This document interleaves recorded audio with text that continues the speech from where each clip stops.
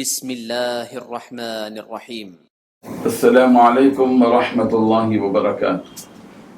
الحمد للہ وکفی وسلام علی عبادہ الذین اصطفی، اما بعد۔ حاضرین ناظرین، درس نمبر 1413 ہے اور آج سورۃ النور کی 2 آیتوں کی تلاوت اور تشریح کی جائے گی، آیت نمبر 43 اور 44، 43 and 44۔ چلیے سب سے پہلے ہم ان 2 آیتوں کی تلاوت کرتے ہیں، لفظی ترجمے اور ترجمے کے بعد تشریح کرتے ہیں۔ اعوذ باللہ من الشیطان الرجیم، بسم اللہ الرحمن الرحیم۔ ألم تر أن الله يزجي سحابا ثم يؤلف بينه ثم يجعله ركاما فترى البدق يخرج من خلاله وينزل من السماء من جبال فيها من برد فيصيب به من يشاء ويصرفه عن من يشاء يكاد سنا برقه يذهب بالأبصار يقلب الله الليل والنهار إن في ذلك لعبرة لأولي الأبصار۔ صدق اللہ العظیم۔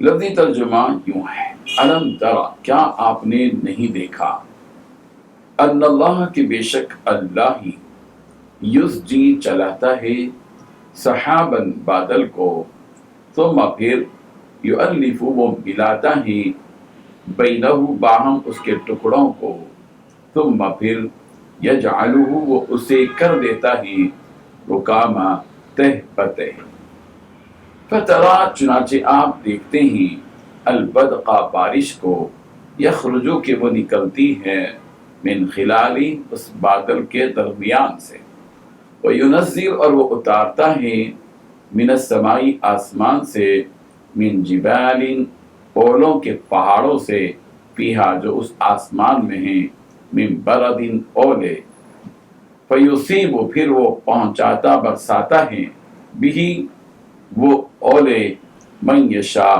اس پر جس کو وہ چاہتا ہے، ویصرفہ اور وہ پھیر دیتا ہے ان اولوں کو، عمن جس سے یشاء وہ چاہتا ہے، یکاد قریب ہے، سنا برقی ہی اس کی بجلی کی چمک، یذهب بالابصار لے جائے آنکھوں کی روشنی کو، یقلب الٹتا پلٹتا رہتا ہے، اللہ اللہ، اللیل رات کو، والنہار اور دن کو، ان فی ذلک بے شک اس میں، لعبرۃ البتہ عبرت ہے، لأولی الابصار اہل نظر کے لیے۔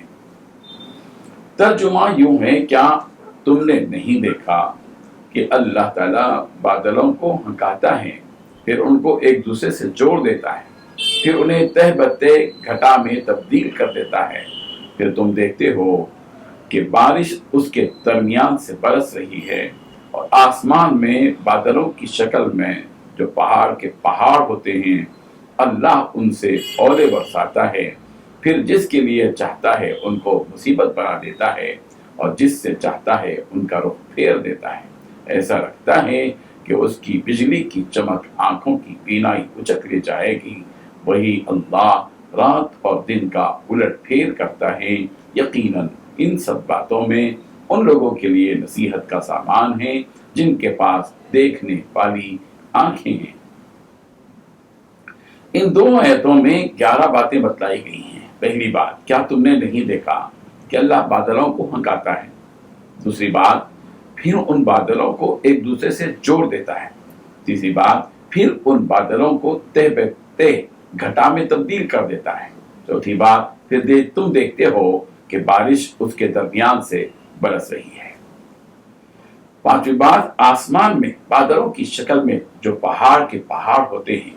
چھٹویں بات، اللہ ان سے اولے برساتا ہے۔ ساتویں بات، پھر جس کے لیے چاہتا ہے ان کو مصیبت بنا دیتا ہے۔ آٹھویں بات، جس سے چاہتا ہے ان کا رخ پھیر لیتا ہے۔ نویں بات، ایسا لگتا ہے کہ اس کی بجلی کی چمک آنکھوں کی بینائی اچک لے جائے گی۔ 10ویں بات، وہی اللہ رات اور دن کا الٹ پھیر کر دیتا ہے۔ 11ویں بات، یقیناً ان سب باتوں میں ان لوگوں کے لیے نصیحت کا سامان ہے جن کے پاس دیکھنے والی آنکھیں ہیں۔ بزرگان محترم، اللہ تبارک و تعالیٰ نے آسمانی نظام بتایا ہے. ہم جب ہوائی سفر کرتے ہیں تو دیکھتے ہیں کہ بادلوں کے بڑے بڑے پہاڑ تہ بتہ جمے ہوئے ایک کے اوپر ایک کے اوپر ایک جمے ہوئے دیکھتے ہیں. اور کبھی ایک منظر بھی دیکھتے ہیں کہ یہ بادل ہم ادھر جا رہے ہوتے ہیں اور مغرب کی طرف تو یہ مشرق کی طرف ادھر بڑی تیزی کے ساتھ جا رہے ہیں بادل. ایک قدرت کا بہت بڑا نظام ہے، بہت بڑا نظام ہے. اللہ تبارک و تعالیٰ تمام مخلوقات کی ضرورت کو پورا کرنے کے لیے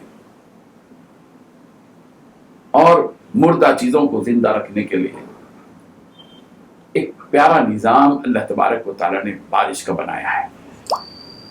یہ بادل بنتے ہیں اور بادل جو ہے ایک دوسرے سے ملتے ہیں، پھر تہ بتہ جمتے ہیں، پھر ان سے بارش ہوتی ہے اور یہ بارش مردہ زمین کو زندہ کرتی ہے. اللہ تعالیٰ جس علاقے میں چاہتے ہیں اس علاقے میں بارش ہوتی ہے. کبھی ہم دیکھتے ہیں کہ یہاں بارش بھی اور 2 کلومیٹر بارش نہیں، کبھی پوری جگہ بارش ہوتی ہے، کبھی کہیں بارش ہوتی ہے، کبھی کہیں بارش ہوتی ہی نہیں. یہ رب ذوالجلال کا نظام. پھر اللہ تبارک و تعالیٰ انہی میں سے اولے برساتے ہیں. آپ نے دیکھا کہ اولے برستے ہیں، کبھی کبھی موٹے موٹے ہوتے ہیں، کبھی چھوٹے چھوٹے ہوتے ہیں. ان سے یہ جب پھلوں پر پڑتے ہیں اولے تو پھل خراب ہو جاتا ہے، نقصان میں پڑ جاتے ہیں، کسی کو نقصان ہوتا ہے. اور کبھی کبھی اللہ تبارک و تعالیٰ اولوں کو پھیر دیتے ہیں ان سے وہاں سے اور کسی اور جگہ چلے جاتے ہیں اور وہ نقصان سے بچ جاتے ہیں. اسی قدرت کا نظام اللہ تبارک و تعالیٰ نے یہاں الم تر ان اللہ یزجی سحابا کے ذریعے سے بتایا کہ اللہ تعالیٰ ایک بادل کو دوسرے بادل کی طرف چلاتا ہے، پھر ان سب کو آپس میں ملا دیتا ہے، پھر ان کو تہ بتہ جمانے کے بعد اس میں سے بارش نازل فرماتا ہے. اللہ تعالیٰ فرما رہتے ہیں اے مخاطب کیا تو دیکھتا ہے کہ اس کے درمیان سے بارش نکل رہی ہے. اور جب اللہ تبارک و تعالیٰ کا ارادہ ہوتا ہے تو انہی بادلوں کے بڑے بڑے حصوں میں سے جو پہاڑوں کے مانند ہیں اولے برسا دیتا ہے. یہ اولے بڑے خطرناک ہوتے ہیں، جس کی جان یا مال کو محفوظ رکھنا ہوتا ہے اللہ تعالیٰ تو اسے بچا دیتے ہیں، اور جسے مالی یا جانی نقصان پہنچانا ہو وہ ان اولوں کو اس کی ہلاکت کا ذریعہ بنا دیتے ہیں اور وہ نقصان کا سبب بن جاتے ہیں. رب ذوالجلال کا ایک نظام ہے.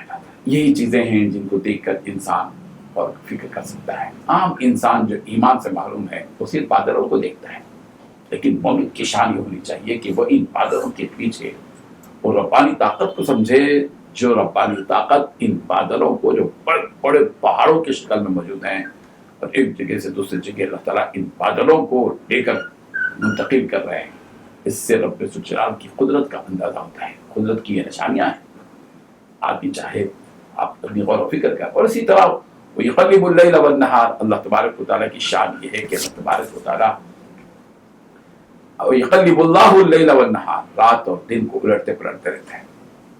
ابھی دن ہے رات ہو جائے گی، پھر رات تھی نیند ہو گئی پھر صبح ہو جائے گی. یہ رات اور دن کا نظام بھی بہت بڑا نظام ہے، بہت بڑا نظام ہے. نیند ملکوں کو روشن کرنا، اور پھر آن کی آن میں گھنٹے کے اندر 5-6 بجے دن تھا، 7 بجے رات ہوگی، پورا اندھیرا چھا گیا.